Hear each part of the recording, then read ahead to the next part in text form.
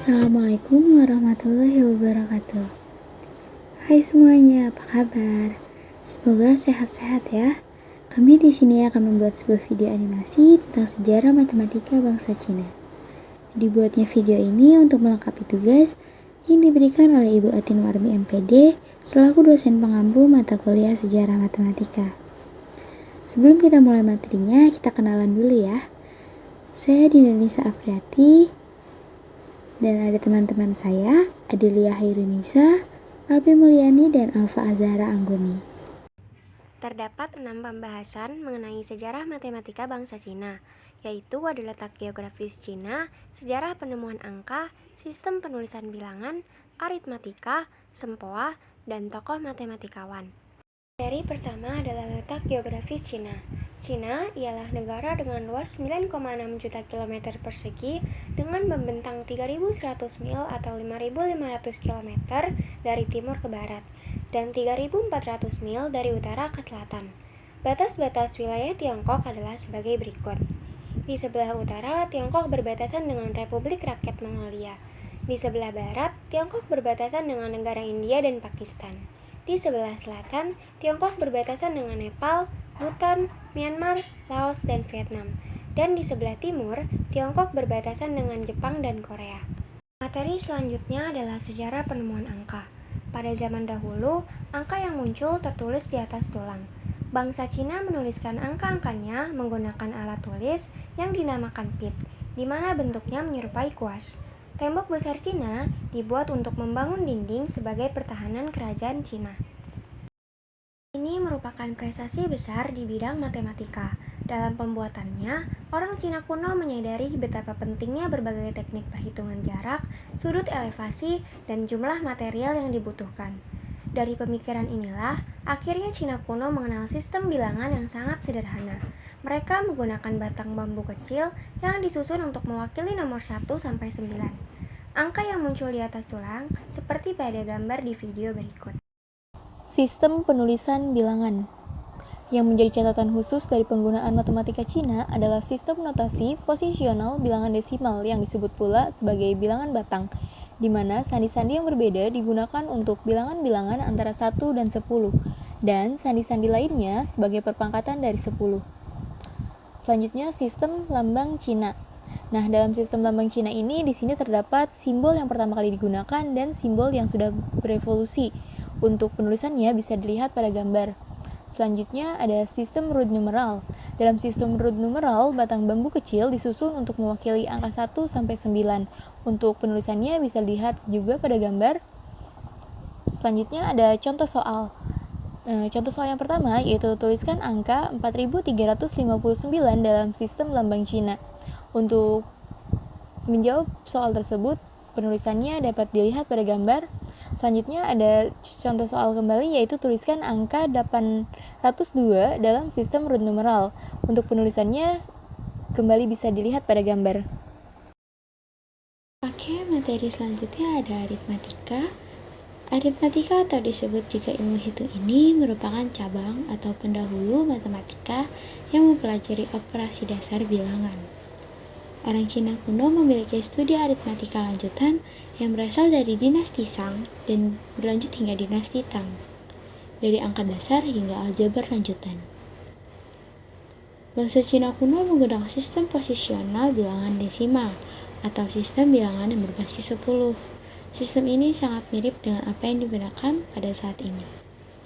Sebagai contoh, kita buktikan angka di bawah ini dengan menggunakan aritmatika bangsa Cina kuno. Yang pertama ada 175. 175 ini sama dengan 1 dikali 10 pangkat 2 ditambah 7 dikali 10 ditambah 5.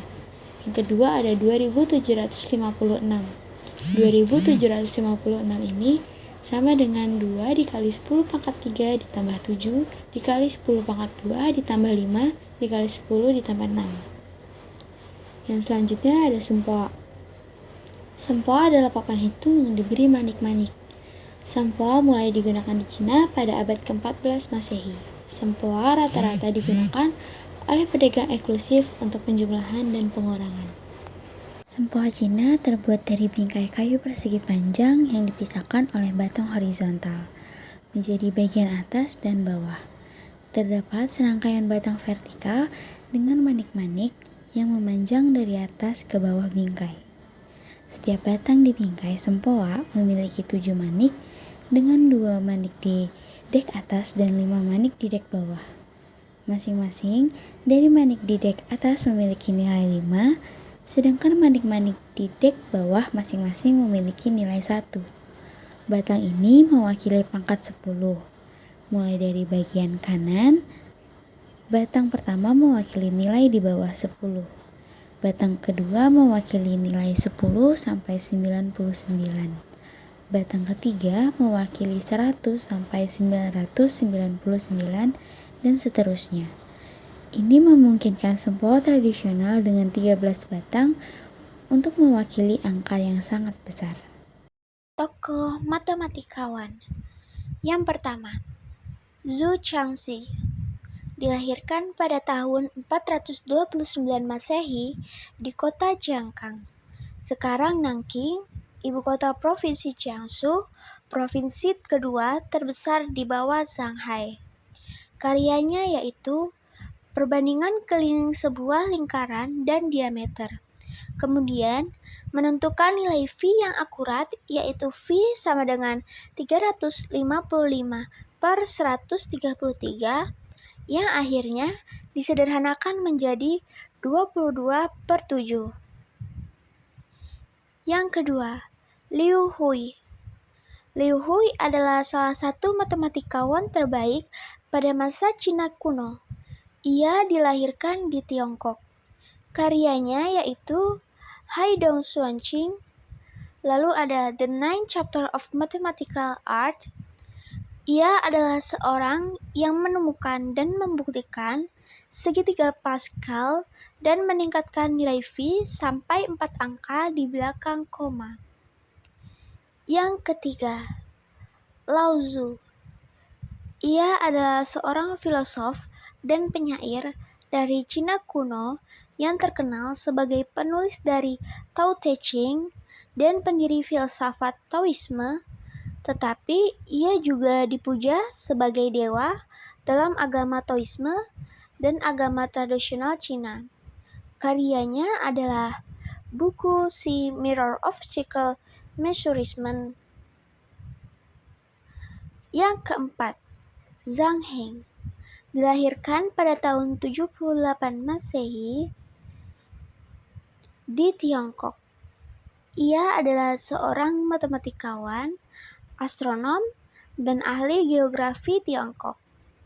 Ia memberikan rumus V untuk menentukan volume bola dan dikenal dengan penemuan seismograf. Nah, itu tadi penjelasan tentang sejarah matematika bangsa Cina. Terima kasih telah menonton video animasi yang kami buat. Mohon maaf bila ada kesalahan atau kekurangan dalam penyampaiannya. Akhir kata, wassalamualaikum warahmatullahi wabarakatuh, dan sampai jumpa.